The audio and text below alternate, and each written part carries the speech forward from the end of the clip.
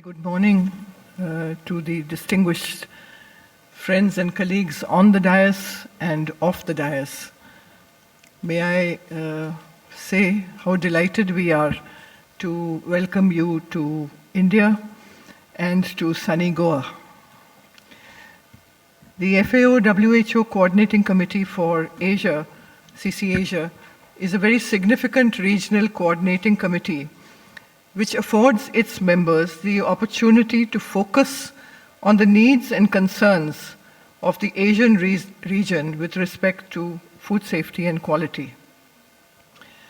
This gathering for the 21st session of the FAO-WHO Coordinating Committee for Asia would further the dual objectives of ensuring food safety and public health, as well as furthering trade and economic development in our region and beyond.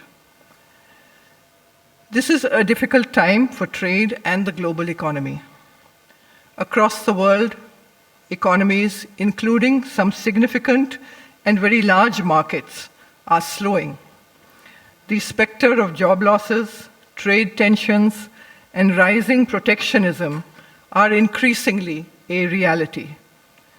In this environment, the Codex Alimentarius Commission and the CC Asia in particular offers us an opportunity to work together to strengthen both the Codex system as well as our regional cooperation. It is a fact that as a region, Asia is perhaps the most diverse of the Codex regions.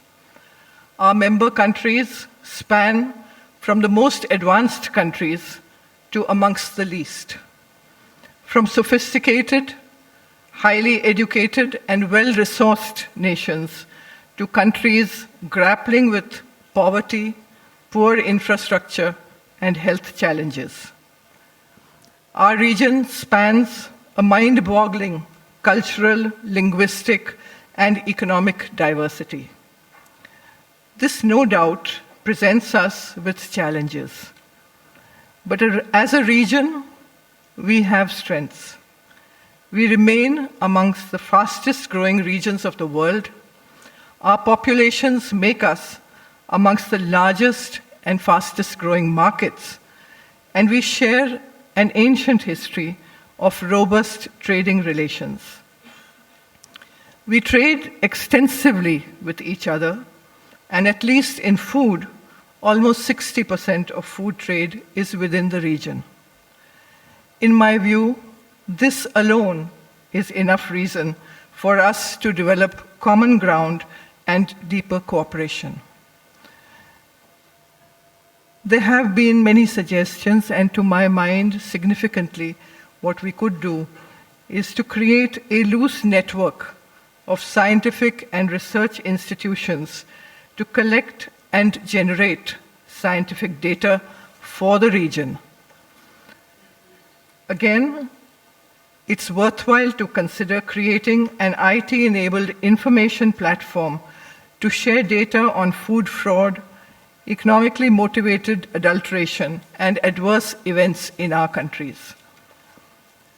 There are certainly concerns that many of you have expressed around the emerging issues around food e-commerce, and I hope that in the course of this week, those will come up for discussion. This session has set for itself an important schedule in terms of agenda. In context of the fact that many of us are significant producers and exporters of primary food products, which tend to present their own challenges, the keynote address on food safety at primary production issues and best practices for an evolving region is extremely relevant.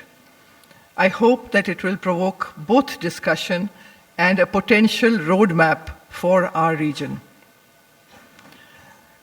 The fact that Codex operates on a science-based framework gives its work both credibility and the confidence of its membership. In order to make it more inclusive, it is very important that developing countries are supported to actively participate. This includes capacity building for both domestic regulation as well as for trade. FAO and WHO have taken several initiatives in this direction. Codex member countries also need to pool their resources to support least developed countries in the region to this end. On behalf of India and the Food Safety and Standards Authority of India, we are happy to offer the capacity we have built up at the International Training Center for Food Safety and Nutrition, Mumbai, in partnership with the World Bank, GFSP, the FSSAI, Thermo Fisher Food Safety Solution Center, as well as the Center for Microbiological Analysis and Training, both close to Delhi.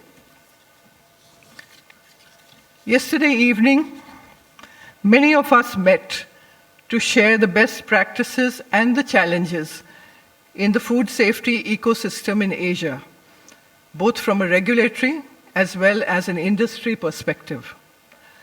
What was heartening is that all of us use Codex standards and codes of practice as a reference point.